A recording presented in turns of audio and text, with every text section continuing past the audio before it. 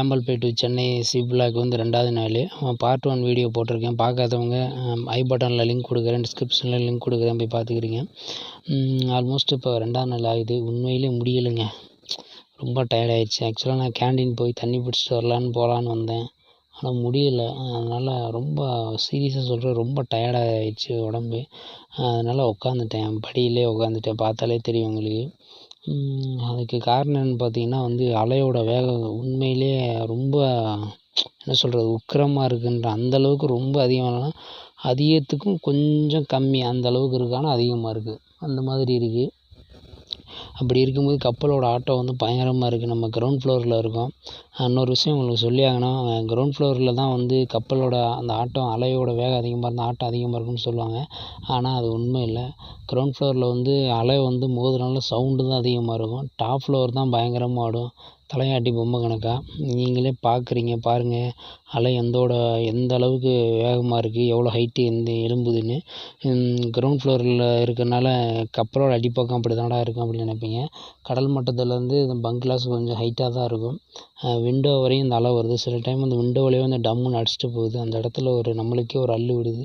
உண்மையிலே கரெக்டாக போய் சென்னை போய் சேர்ந்துருவோமா, இல்லை அப்போதைக்கெல்லாம் உண்மையை சொல்லணும்னா அப்போ டைட்டானிக் படம் ஞாபகம்லாம் கண்ணு முன்னாடி வந்து ஓடிட்டுருக்கு. அப்படியே அந்த கப்பல் 2ஆக உடஞ்சி உள்ளே போகிறதெல்லாம் பல பேர் அப்படி தான் ஃபன்னாக பேசிகிட்டு இருக்காங்க. இப்போ இந்த மாதிரி இருக்குது, நம்ம சென்னை போகிறது ரொம்ப டவுட்டு தான் அப்படின்னு பீதியை கிளப்பி விட்டுக்கிட்டு இருக்காங்க. அது மட்டும் இல்லாமல் பார்த்தீங்கன்னா கப்பலோட வேகம் இப்போ வந்து பார்த்தீங்கன்னா 11 நாட்ஸில், அதாவது 11 நாட்டிக்கல் மைலில் தான் போயிட்டுருக்கு. ரொம்ப ஸ்பீடு கம்மி. இப்படி போயிட்டு இருந்தால் சென்னை போக இன்னும் 4 நாள் கூட ஆகலாம்.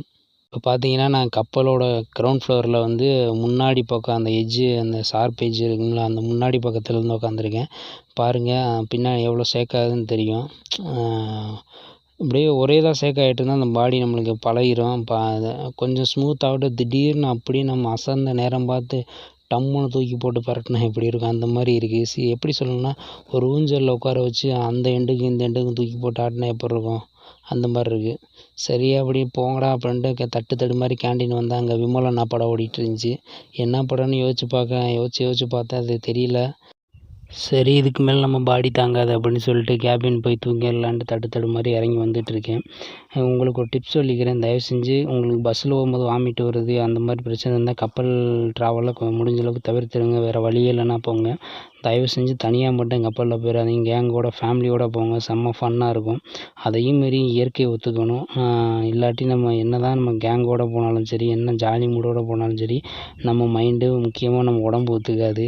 இயற்கையை கொஞ்சம் சீற்றமாக வச்சுன்னா நம்ம உடம்பு அவ்வளோதான், ரொம்ப டயர்டாகிரும். கப்பல் நம்ம கேபினில் தான் படுத்துருக்க மாதிரி இருக்கும்.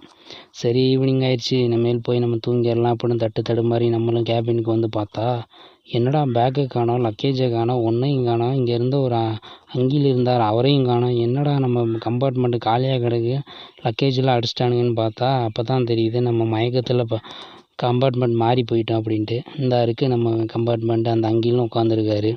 சரின்னு சொல்லிட்டு ஒரு வழியாக தட்டு மாதிரி, அதுவும் நம்ம அப்பர் பெர்த்து ஒரு வழியாக ஏறி மேலே படுத்தாச்சு. ஓகே கைஸ், நைட் ஆயிடுச்சு. இந்த நேரத்தில் ஒரு விஷயத்த சொல்லியே ஆகணும். அது என்னன்னு பார்த்தீங்கன்னா, இதுதான் என் தலைவன் விக்ஸ் வேப்ரப். வயிற்ற போட்டுறது, வாந்தி வர்ற மாதிரி இருக்குது, தலை சுற்றுற மாதிரி இருக்குன்னா இவனை தேய்ச்சி தான் நான் எனர்ஜி ஏற்றிக்கிடுவேன்.